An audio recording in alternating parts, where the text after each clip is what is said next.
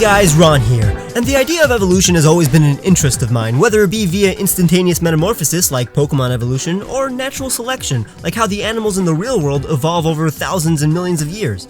I just like the idea of creatures taking on a new form and having new powers. That's why I'm also perplexed by the Pokemon who don't evolve. Of course, the actual reason Pokemon like Qwilfish or Chatot don't have any evolutions is because Game Freak doesn't want them to. But in this video, I'm going to theorize the biological and environmental reasons as to why all the Pokemon who don't belong to a family never evolve. Pokemon evolve to become more powerful or adapt to their environment, but why don't Komala or Shuckle do that? Let me tell you why I think that is, in Pokedex order, excluding legendaries and mythicals, because they're already stronger than most Pokemon and have no need to evolve. Keep in mind that this is just a thought exercise. Most of these are not canonical answers. Farfetch'd is a good first example. In this video, you'll see that there are multiple reasons why I believe these Pokemon don't evolve. Either they're already perfect beings, or perfect for their environment at least, are bound to their form, or are actually going extinct and basically devolving. That's actually the case with Farfetch'd. The Farfetch'd population is declining for multiple reasons. They're pretty stupid and can't live without their sticks. They're often hunted and aren't strong enough to really prevent their extinction, but I don't have time to feel sorry for them. There are tons of Pokemon in this list, so let's move on to the next Pokemon. Kangaskhan is actually pretty strong and dominant. It's a perfect parent and protects its young at all costs, but there are many conflicting reasons as to why they may not evolve. Either they're too successful as a species, or they're unsuccessful as a species and are also going extinct. This may be why in many regions they're housed in private or government properties and are only female. It may also be a conscious decision because they want to protect their young and do it perfectly in their current state. Perhaps they only evolve if they lose their mother and become Cubone and evolve into a Marowak. Huh? That could be a thing, but that's just a theory. Pinsir may not evolve because it's the strongest predator in its environment. What it can't tear, it tosses. But here's the problem, it depends where it lives. In Kanto, it's in the Safari Zone, so it may be going extinct in Kanto since it's not found in the wild. But for example, it thrives in Alola, where its biggest rival is Vikavolt. Same thing for Tauros. It's rare in Kanto, but is said to have been first tamed in Alola, where it is less rare. So for both Pinsir and Tauros, it seems like they don't evolve for extreme reasons, either because they aren't suited for the region they debuted in, yet are super powerful, or they thrive in other regions and therefore have no need to evolve. Lapras is also super rare, but maybe for good reasons. They're really intelligent, strong, and can transport anywhere by sea. They can even live in the harsh cold, so considering they're based on aquatic dinosaurs, I'd say they've lived so long because they have the mind and ability to flee to better environments if necessary. They're rare because they're just good at hiding, so they have no need to evolve because they're already adaptable beings. Ditto is a relatively newly discovered Pokemon and can transform into any other pocket monster, so it has no necessity to evolve. Aerodactyl is technically extinct and was already the top predator of its time, so it has no reason to evolve. Unknown usually stays in groups, and when they're together, they can bend reality, so they're already as powerful as gods in the wild. They don't need any boost in power, and again, we're talking about these Pokemon as animals, not in the competitive scene. Giraffarigs are very well equipped for wildlife. They have a second head with a brain that allows them to notice any predator. It's never surprised, so it's never able to be attacked, even in its sleep. So why would this Pokemon need an evolution? It already has all it needs to survive, in luxury even.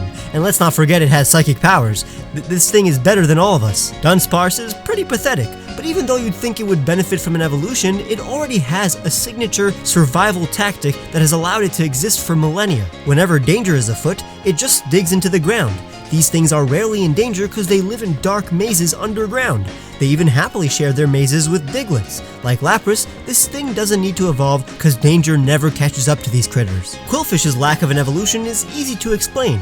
Many water types evolve because the ocean is a deadly environment. There are tons of huge Pokemon that would want to take a bite out of a little water type, so they either need to be aggressive like Basculin or they gotta evolve. But Qwilfish is safe because it's super toxic. Nobody's gonna mess with this puffball. Like many Pokemon on this list, it has a fantastic defense mechanism. Speaking of defense mechanisms, Shuckle has the highest defense of all non-Mega Pokemon. Its shell is impenetrable.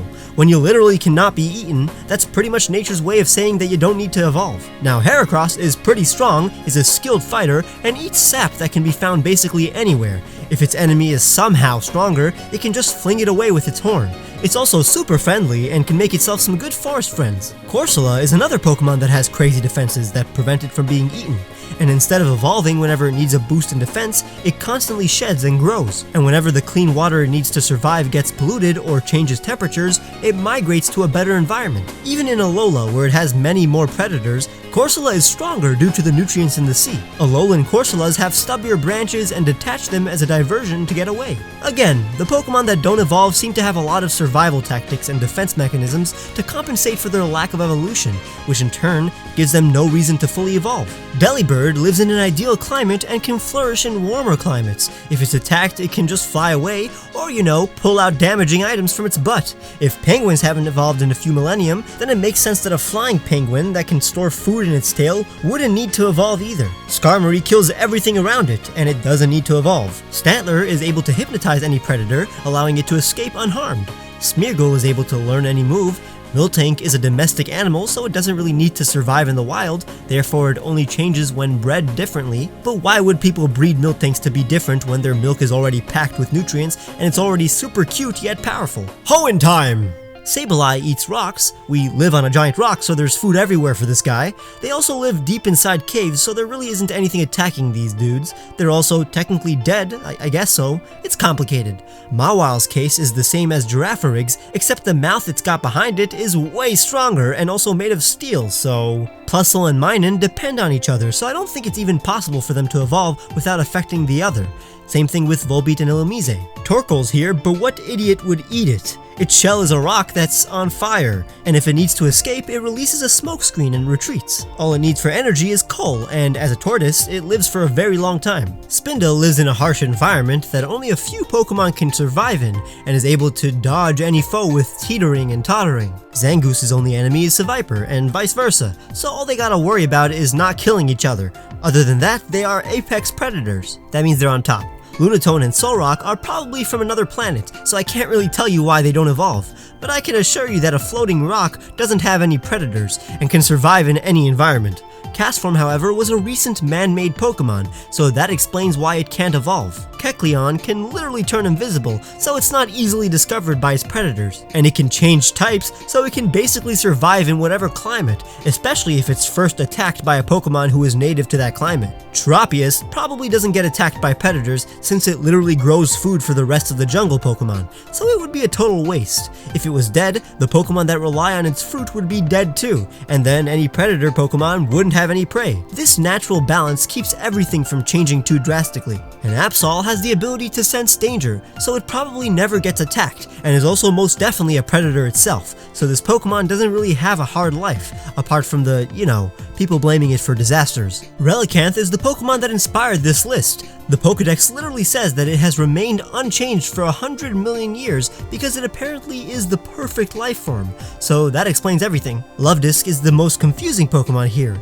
It really should have evolved by now. They're not strong, and I simply have no idea how they've survived without adapting. They're even known to commit suicide when they are left alone, and that may actually be the answer. They're always in groups and have partners. They also multiply like crazy, so maybe they're making babies faster than predators are eating them. I think all Pikachu clones like Pachirisu are just too cute to be hunted by predators, but that's not the answer. It's probably just able to shock whatever Pokemon is attacking it, which is way more effective than you think considering almost all the Pokemon that live around it are weak to electricity. Chatot can mimic the voice of any Pokemon to trick predators or even make them think it's one of them. Spiritomb is a collective of souls, so I don't think it's possible to evolve. But then again, what used to be human souls became a new species. However, I don't think there would be a natural reason as to why it doesn't evolve, especially since the ghost type is the most supernatural type. Carnivine is a predator. Obviously, predators can evolve, but this thing doesn't need to evolve in order to lead a better life. It already has a foolproof method of hunting, which is attracting Pokemon with its sweet-smelling saliva, and then, biting their heads off. Not to mention, it takes a whole day for it to eat its prey. Perhaps it means it doesn't really need that many meals. Rotom is a ghost. It's really hard to tell why a ghost isn't becoming ghostier. To be fair, it's a ghost that has the unique ability to inhabit various electronics, which makes him adaptable and capable of dealing with all different sorts of enemies. It just seems like a majority of the Pokemon here don't evolve because they have very unique ways of surviving. A good way to understand that is to look at Pokemon who do evolve. Usually a Pokemon stops evolving when it gains access to all the abilities that make that Pokemon unique or survive in their environment. Shinx, for example, doesn't stop evolving until it gets the ability to see through objects, which makes Luxray a top predator. Solosis doesn't stop evolving until it gains an arm, allowing Reuniclus to physically fight. I think you see the point. And there are 3 more generations worth of Pokemon to cover, so if you enjoyed, leave a like to let me know you want to see part 2. Subscribe and click the bell to get notified when it comes out, and check the description for all the music I used, the link to my Patreon where you can get cool rewards like seeing my videos days early, which you can also get by clicking the join button, and last but not least, follow me on Twitter. Bye!